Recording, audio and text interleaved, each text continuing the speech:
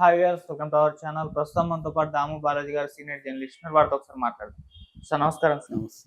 Sir Sigachi ఫ్యాక్టరీలో reactor పేలి భారీ ప్రమాదం చోటు చేసుకున్న విషయం మనకు తెలిసిందే. అయితే ఈ ప్రమాదంలో ఒక ప్రేమ జంట కూడా అక్కడే చనిపోయింది. ఇప్పుడు ఇది అందరినీ కూడా కలిచివేస్తుంది. అంటే నిఖిల్ రెడ్డి, రమ్యశ్రీ వీళ్ళ ప్రేమ కథ కూడా ఇప్పుడు బయట సర్క్యులేషన్ లో ఉంది. సో అందరూ కూడా దాని పట్ల దిగ్భ్రాంతి వ్యక్తం చేస్తున్నారు. అసలు ఎవరు వీళ్ళిద్దరు అక్కడే కలిసారు, అక్కడే ప్రేమించుకున్నారు, అక్కడే పెళ్లి చేసుకుందామని కూడా అనుకున్నారని చెప్పేసి వార్తలు వస్తున్నాయి. వీళ్ళకి సంబంధించి మీరేం చెప్తారు? అండ్ ఇప్పటివరకు అయితే ఇన్ఫర్మేషన్ ప్రకారం ఈ సిగాచి ఫ్యాక్టరీలో మరి ఎంతమంది చనిపోయారు? ఇప్పటివరకు అప్డేట్స్ ఏంటి సార్ దాని పట్ల? సిగాచి ఫ్యాక్టరీ అతిపెద్ద ప్రమాదంగా చెప్పుకోవచ్చు. ఈ మధ్య కాలంలో జరిగింది. సిగాచి కెమికల్స్ ఫ్యాక్టరీ అది బేసిక్గా. సో వీళ్ళు ఈ ఫ్యాక్టరీ 1989లో పెట్టారు, Sigachi chloro chemicals private limited అని. దాని తర్వాత 2012లో వీళ్ళు ఐపీఓకి వెళ్ళారు. అప్పుడు సిగాచి ఇండస్ట్రీస్ ప్రైవేట్ లిమిటెడ్ అని పేరు పెట్టారు. ఆ తర్వాత వీళ్ళు లిస్టెడ్ కంపెనీగా బిఎస్సిలో అండ్ ఎన్ఎస్సిలో లిస్టెడ్ అయ్యారు. సో వీళ్ళు బేసిక్గా ఏంటంటే వీళ్ళు మొత్తం 3 చోట్ల ఉన్నాయి: హైదరాబాదు, కర్ణాటక, గుజరాత్. హైదరాబాదులో వీళ్ళది పాసిమైలారం ఇండస్ట్రియల్ ఎస్టేట్లో దాదాపు 5 ఎకరాల్లో వీళ్ళు దీన్ని నడుపుతున్నారు. మొత్తం 190 మంది పనిచేస్తున్నారు. వీళ్ళు బేసిక్ ఇక్కడ ఏం తయారు చేస్తారంటే మైక్రో క్రిస్టలిన్ సెల్యులోజ్ పౌడర్ అని ఎంసీసీపీ అంటారు. ఈ పౌడర్ తయారు చేస్తారు ఇక్కడ. బేసిక్గా ఇది 59 రకాల పౌడర్లు ఇక్కడ తయారు చేస్తారు. ఇదేంటంటే మెడిసిన్స్లో దాన్ని గమ్ములాగా ఉపయోగపడుతుంది, అంటే బైండింగ్ ఎలిమెంట్ లాగా ఇది ఉపయోగపడుతుంది. సో బాండింగ్ మెటీరియల్ అంటారు దీన్ని తయారు చేస్తారు. బేసిక్గా ఈ కంపెనీ ఏంటంటే ఏపీఐ ఎక్కువగా తయారు చేస్తుంది. యాక్టివ్ ఫార్మాస్యూటికల్ ఇంగ్రీడియంట్ అంటారు. అంటే ఇది వేరే మందులకి బేస్గా ఇది ఉపయోగపడుతుంది. అది వీళ్ళు తయారు చేస్తారు అన్నమాట. ఇది ఎక్కువగా మనం ఏపీఐసే అమెరికాకు కూడా మనం ఎక్స్పోర్ట్ చేసే ఫార్మాస్యూటికల్ది ఏపీఐ వాటానే ఎక్కువ ఉంటుంది. సో దీన్ని తయారు చేసే క్రమంలో ఏంటంటే ఇక్కడ పొడిలో తేమ వస్తుంది. ఫస్ట్ స్టెప్లో దాన్ని డ్రయర్లోకి పంపిస్తారు. డ్రయర్లో వేడి క్రియేట్ అయ్యి ఆ తేమను అది తీసేస్తుంది అన్నమాట. తీసి డ్రై పౌడర్ బయటకు వస్తుంది. ఈ డ్రయర్లో టెంపరేచరు అనేది 110 డిగ్రీల కంటే ఎక్కువ ఉండకూడదు. అది పెడతారనమాట. మామూలుగా ఆటోమేటిక్ సిస్టమ్ పెడతారు. 110 కంటే అది పెరిగితే ఆటోమేటిక్గా అది కట్ ఆఫ్ అయిపోతుంది అన్నమాట, ఆగిపోతుంది. అది కానీ దానికి వచ్చే పైపు కానీ. ఇప్పుడు ఏమైందంటే మామూలుగా వీటిని ఎవ్రీ వీక్ ఎవరి మంత్ క్లీన్ చేయాల్సి ఉంటుంది. కానీ వీళ్ళు క్లీన్ చేయలేదు అనే ఒక వార్త బయటకు వస్తుంది. అందువల్ల ఏమైందంటే ఆ టెంపరేచర్ పెరిగిపోవడం వల్ల అది పేలిందని. దీన్ని Telangana factories department director Bendi Rajagopalarao కానీ, అగ్నిమాపక శాఖ డీజీ నాగిరెడ్డి కానీ ఇదే విషయాన్ని బీబీసీకి చెప్పారు. అది జరుగుండొచ్చని. రియాక్టర్లు మాత్రం బాగానే ఉన్నాయి, రియాక్టర్లు పేలలేదని. కానీ మరి డ్రయర్ పేలితే అంత నష్టం జరుగుతుందా? ఎందుకంటే 100 అడుగుల పైన వీళ్ళు ఎగిరిపడ్డారు. అక్కడ ఉన్న వాళ్ళు ఎవరూ మిగలలేదని చెప్తున్నారు. అట్లాగే 3 అంతస్తుల బిల్డింగ్ కూలిపోయిందని చెప్తున్నారు. చుట్టుపక్కల కూడా డ్యామేజ్ అయిందని చెప్తున్నారు. ఈ స్థాయిలో జరుగుతుందంటే జరగచ్చు అనేది వీళ్ళు చెప్తున్నారు. సో అయితే ఇప్పటి వరకు ఓనర్స్ కానీ ఎవరు దీని ఎండి కానీ, లేకపోతే ఎండి వచ్చి Amit Raj Sinha CEO plus MD, chairman Ravindra Prasad Sinha, vice chairman Chidambaranath, వీళ్ళెవరు కూడా ఇప్పటి వరకు బయటకు వచ్చి మాట్లాడినట్టుగా ఏం కనబడలేదు. అయితే రేవంత్ రెడ్డి నిన్న వెళ్ళి ఒక్కొక్కరు చనిపోయిన వాళ్ళకి 1 కోటి రూపాయలు, తర్వాత తీవ్రంగా గాయపడిన వాళ్ళకి 10 లక్షలు, పాక్షికంగా గాయపడిన వాళ్ళకి 5 లక్షలు ప్రకటించాడు. వాళ్ళ దగ్గర ఇప్పిస్తానన్నాడు. మరి గవర్నమెంట్ నుంచి అది వస్తుందా, వాళ్ళ దగ్గర నుంచి ఇప్పిస్తారనేది క్లారిటీ లేదు. ఏదేమైనా ఇప్పటి వరకు అయితే 51 మంది చనిపోయినారని మార్నింగ్ వార్త వస్తుంది. ఇంకా కూడా చనిపోయే అవకాశాలు ఉన్నాయని. కొంతమంది అయితే బాడీ కూడా మిగలలేదు, బర్న్ అయిపోయింది. అందుకని డిఎన్ఏ టెస్టులు కూడా చేసే పరిస్థితి ఉంది అని చెప్తున్నారు.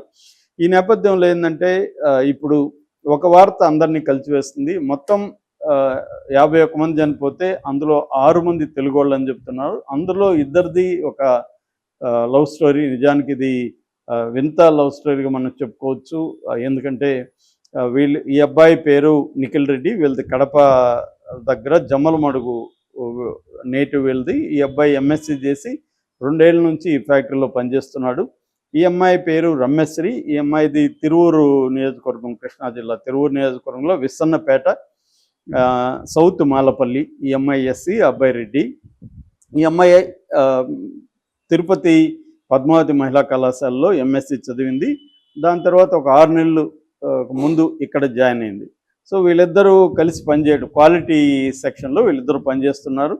వీళ్ళిద్దరూ పనిచేసే క్రమంలో వీళ్ళిద్దరి మధ్య ప్రేమ పుట్టింది అక్కడే. సో వీళ్ళిద్దరూ పెళ్లి చేసుకుందాం అనుకున్నారు. కానీ ఈ అబ్బాయిలు ఇంట్లో ఒప్పుకోలేదు. ఎందుకంటే వాళ్ళ రెడ్లు కాబట్టి, ఈ అమ్మాయి ఎస్సీ కాబట్టి ఒప్పుకోలేదు. దాంతో ఈ అమ్మాయి వీళ్ళ సిస్టరు జ్యోత్స్న వీళ్ళు కలిసి తిరువూరు ఎమ్మెల్యే కలుకుపూడి శ్రీనివాసరావుని కాంటాక్ట్ అయ్యారు. ఆయన ఈ అబ్బాయి వాళ్ళ అమ్మకి ఫోన్ చేశాడు. ఫోన్ చేస్తే ఆమె మీరు మాట్లాడితే మాకైతే మామూలుగా ఇష్టం ఉండదు ఎస్సీ పెళ్లి చేసుకోవడం, బట్ మీరు చెప్తున్నారు కదా మేము అబ్బాయి ఇష్టపడ్డాడు వాళ్ళు బాగుంటారని మీరు హామీ ఇస్తే మాకేం అభ్యంతరం లేదని ఆమె చెప్పడం. దాంతో ఇతను వీళ్ళ పేరెంట్స్ని, ఈ అమ్మాయి వాళ్ళ పేరెంట్స్ని పిలిచి మాట్లాడాడు. సో ఇది మనం ఘర్షణకు వెళ్లకుండా ఒకసారి వాళ్ళని రమ్మందాం మీ ఇంటికి, ఇంకొకసారి మీరు వెళ్ళండి, అట్లా పెద్ద రకంగానే దీన్ని డీల్ చేసి పెళ్లి చేద్దాము అని ఆయన దగ్గరుండి చెప్పాను అని చెప్పాడు. ఆయన పెద్ద నోట్ కూడా పెట్టాడు ఫేస్బుక్లో. సో దాంతో వాళ్ళు వచ్చి ఇక్కడ చూసుకున్నారు, వీళ్ళు వెళ్ళి అక్కడ చూసుకున్నారు, ఇద్దరు అనుకున్నారు పెళ్లికి ఒప్పుకున్నారు. ఇంకా ఈయన వాళ్ళిద్దరికి పిలిచి ఇక్కడ హైదరాబాద్లో కొలికపూడి ఇంట్లో బట్టలు కూడా పెట్టానని చెప్పాడు మొన్ననే. సో వాళ్ళు నిశ్చితార్థం కూడా ఫిక్స్ చేసుకున్నారు, పెళ్లి డేట్ కూడా ఫిక్స్ చేసుకున్నారు. దానికి సంబంధించి ఏర్పాట్లు చూసుకుంటున్నారు. వీళ్ళు తెలుగుదేశంలో కార్యకర్తలు అన్నమాట, రమేష్ శ్రీ వాళ్ళ ఫ్యామిలీ. సో మేము తెలుగుదేశంలో ఎప్పటి నుంచో పనిచేస్తున్నాం, మాకేమైనా హెల్ప్ చేయండి అని కూడా రమేష్ శ్రీ వాళ్ళ అక్క జ్యోత్స్న అడిగిందని ఆయన చెప్పాడు. సరే పెళ్ళి అయినాక చూద్దాం, పెళ్ళికి నేను కూడా వస్తా కదా మాట్లాడదామని ఆయన చెప్పి పంపించానని చెప్పాడు.